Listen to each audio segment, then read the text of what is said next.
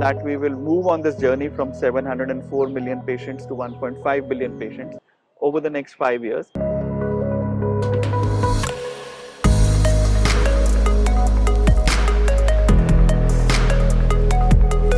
Hello and welcome to another episode of Beyond the Lab. Today we have with us Deepak Sapra, our board member and CEO of API and Services Business at Dr. Reddy's. Let's get started.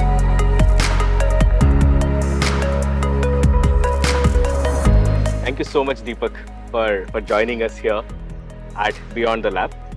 So Deepak, my first question to you is the overall purpose of the larger Dr. Reddy's group is to reach to 1.5 billion patients. How do you wish to achieve this? So, thank you, Tushar. Thank you for having me on Beyond the Lab. And it's a great question to kickstart our conversation. This 1.5 billion goal is about reaching 1.5 billion people through the Dr. Reddy's products and services by the year 2030. As you know, the population of the world is around 8 billion. So roughly about 1/5 of the world, and this vision translates into 1 in every 5 people in the world using a Dr. Reddy's product or service. How does this translate into real life? How does this translate into the work that we do on a day-to-day basis? I would like to explain that. First and foremost, we start by measuring how many patients are using our products today. So for example, in the financial year FY24, we had 704 million patients utilizing the Dr. Reddy's products and services. The goal for us is to move from this 704 million to about 1.5 billion over the next 5 years. And this journey is going to be accomplished by a few strategic moves that we want to take at Dr. Reddy's. The first one is to increase the number of products that are first to market and that are providing access to patients around the world.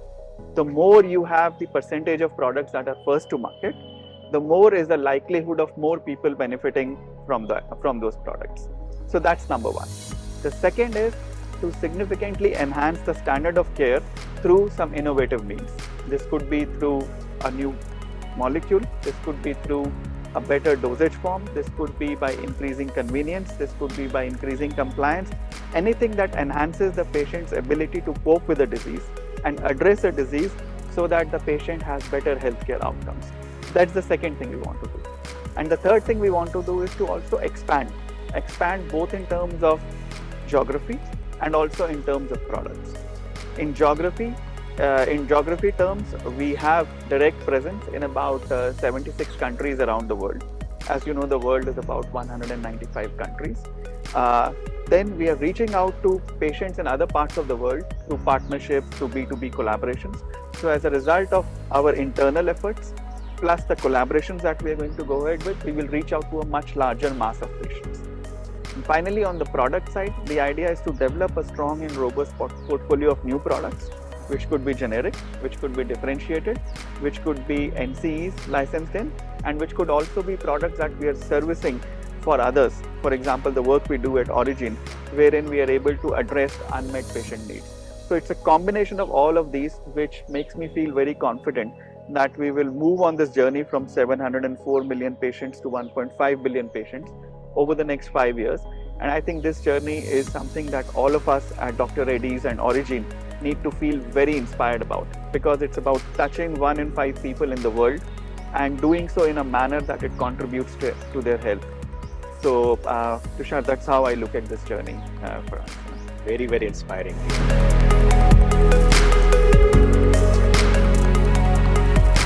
Deepak, how is Aurigene placed in meeting the overall purpose of the group? Yeah. And how is Aurigene contributing to it? So, again, as you know, Aurigene has been in existence as a wholly owned subsidiary of Dr. Reddy's. We first had Aurigene, and then in the year 2020, we had Aurigene Pharmaceutical Services created and Aurigene Oncology created. So if you look at Aurigene Oncology, the primary purpose of Aurigene Oncology is to work on our own assets, products that will go through the discovery process and eventually through clinical trials and reach the patients if they are successful. Aurigene Pharmaceutical Services is a combination of the erstwhile CPS business that we had at Dr. Reddy's, custom pharma services, and the discovery business we had at Aurigene, wherein we were providing discovery services to customers around the world. By putting the discovery and the CDMO businesses together, we created Aurigene Pharmaceutical Services Limited in 2020, about 5 years ago. And I think it's been a great move because it puts together the end-to-end of services, starting from discovery to CDMO, all the way to commercialization, both for the drug substance and the drug product. And what it does for our customers is to provide an end-to-end turnkey solution for any sort of intervention that they are looking for as part of the entire developmental cycle.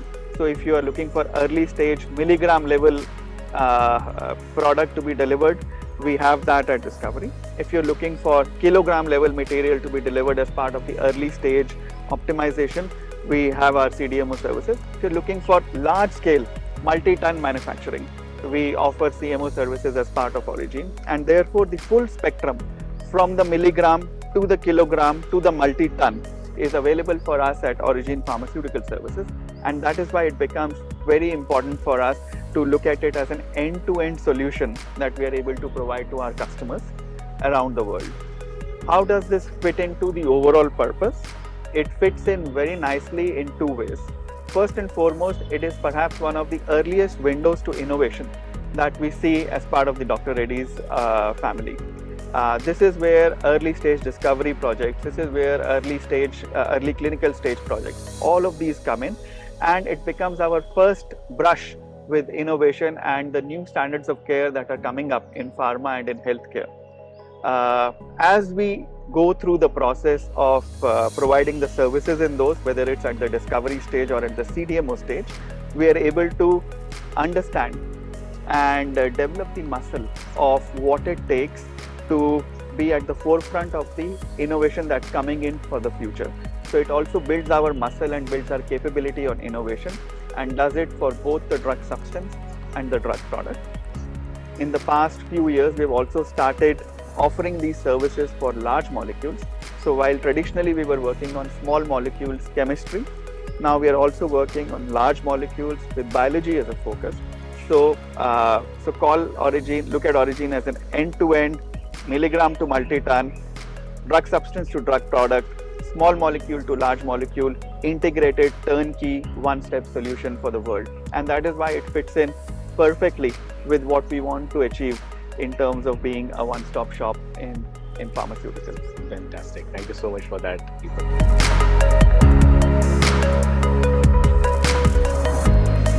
Deepak, what is your thought on the whole buzzword of AI and how digital and AI both clubbed together is actually changing the way we look at the purpose, achieve the purpose faster? Right. So I think that's a great question, Tushar. And while everybody is talking of it, what I want to share is a little bit around how this is coming to life. And we'll take examples from Aurigene, we'll take examples from Dr. Reddy's. If you look at the entire value chain, no matter which business it is, certainly relevant in our business, it starts from choosing what to do, let's say strategy, which is a set of choices, then developing that, doing the R&D, manufacturing that, which means taking it to scale, and then eventually taking it to customers, which is the go-to market. So if you look at every step in this value chain, we've started to use AI and digital in a very serious way to create interventions which were not possible otherwise.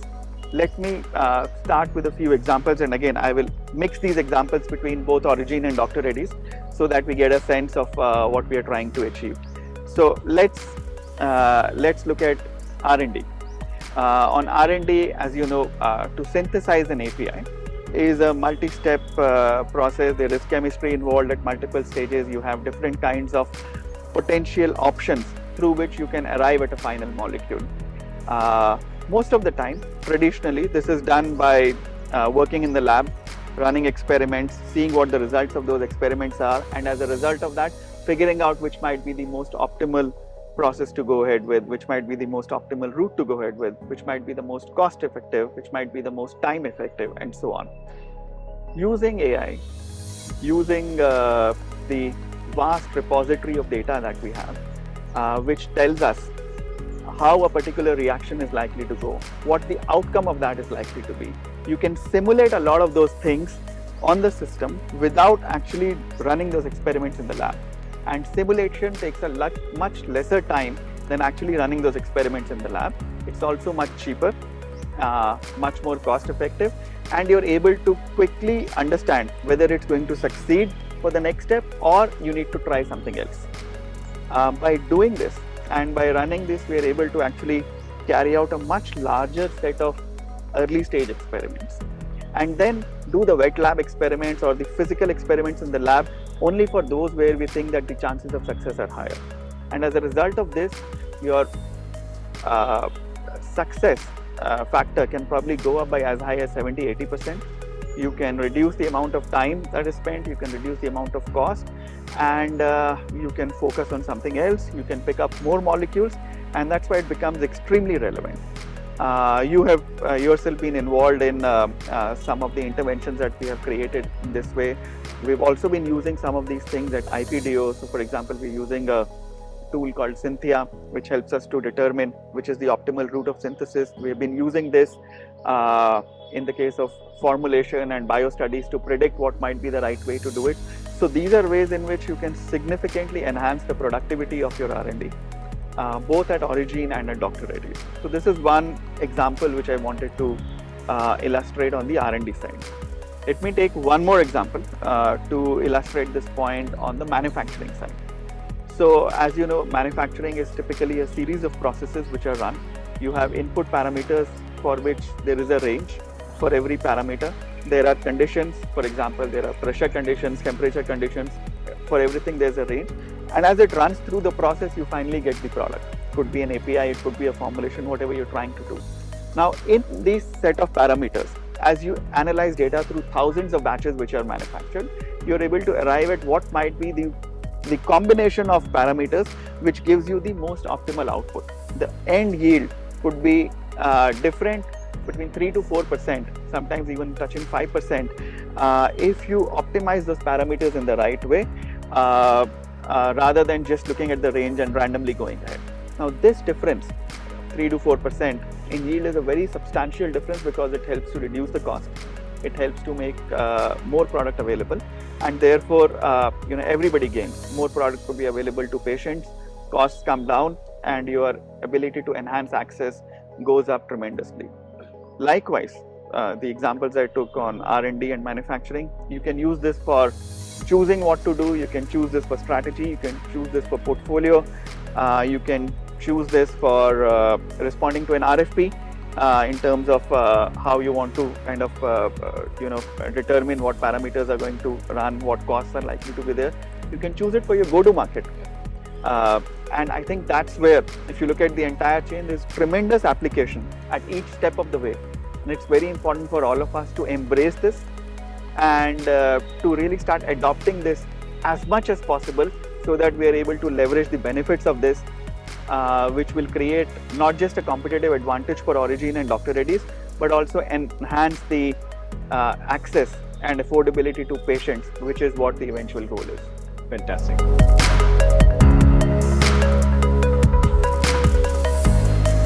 We are also working on AI in drug discovery. Yeah. And we call it as Aurigene.ai at Aurigene. Yeah.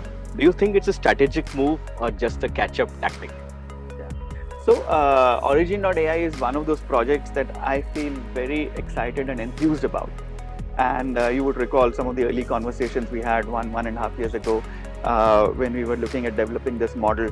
I think it's fascinating.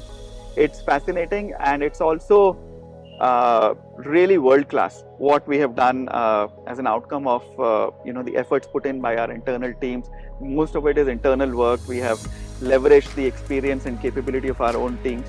It's a fantastic way to actually both reduce the time and cut the cost, and suddenly have a large library of compounds available. And if you put that put that output along with some of the work that we can do, for example, physically having gram quantities available and then making it accessible to customers, we can actually create a very significant difference vis-a-vis other competitors in this space, and also immensely add value to what our customers are looking for. Our customers are looking for quick, speedy turnaround, something that's cost effective, and this is something which can enhance that in a very big way. So it's absolutely strategic.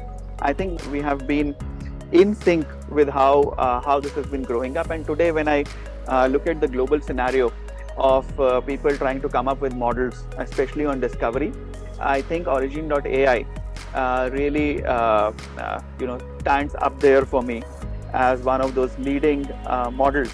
Now the more we use it, the more we have customers coming up, the more projects we get, obviously the better the whole data will get, the better the whole system will get, and its ability to churn out more meaningful outcomes will be much higher. So I feel very enthused and fascinated by it. It's absolutely a right strategic move. It's in the right direction, and we need to keep at it now. The idea is to convert this excellent tool that we have developed, have projects, device, get more data in, and therefore make it create a virtuous cycle in which it keeps getting better over time. Absolutely. So at Aurigene.ai, we call it fail fast, iterate faster. Absolutely. As soon as you could, so that the whole cycle time of the drug discovery is reduced, and even the time between two cycles is also reduced.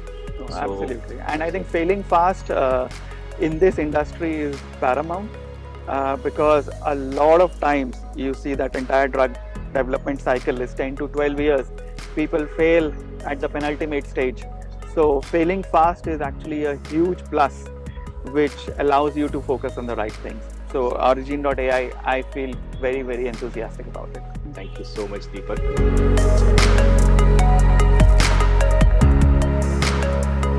We are not done yet. There is a rapid fire round. Okay, planned go for it. you. Yeah. Are you all set? All set, yes. What is that most embarrassing habit you have? Okay. So I have many, but I'll start with the one which impacts my day-to-day life, especially, I meet a lot of external people and external customers. I'm unable to tie the knot of my tie correctly. So I actually have a set of ties, and I get either my father or my son to tie it for me and just keep it as it is. And whenever I have to go to a meeting, I just wear it on and just tighten it. So that's one. I can tell you one more. I am unable to tie my shoelace properly. So that is also something which I feel embarrassed about, because a lot of people have pointed it out to me. Fantastic, loved it. Okay, moving on. Next question. Why do you still carry a hand sanitizer in your pocket? Why do I still carry a hand sanitizer? It's a habit that I developed from the COVID times, and I think this was a very valuable thing which I picked up that time. It helped me navigate through COVID while being neck deep into COVID interventions without getting COVID, and I think that's why it's my companion all the time. Okay, next question. What keeps you so grounded? Is it gravity or Pushpa? Okay, I think it's gravity. There was a question in some sort of a rapid fire which somebody asked that why do people fall in love, and my answer to that was that it's the gravity of the situation. So you fall in love, and that also keeps you grounded. Fantastic. One word which describes Deepak Sapra. Friendly. Absolutely. One word for Aurigene.ai. Exciting. Thank you. Thank you so much, Deepak. That's it. Thank you, Thank you Tushar. so much. Great to have you here.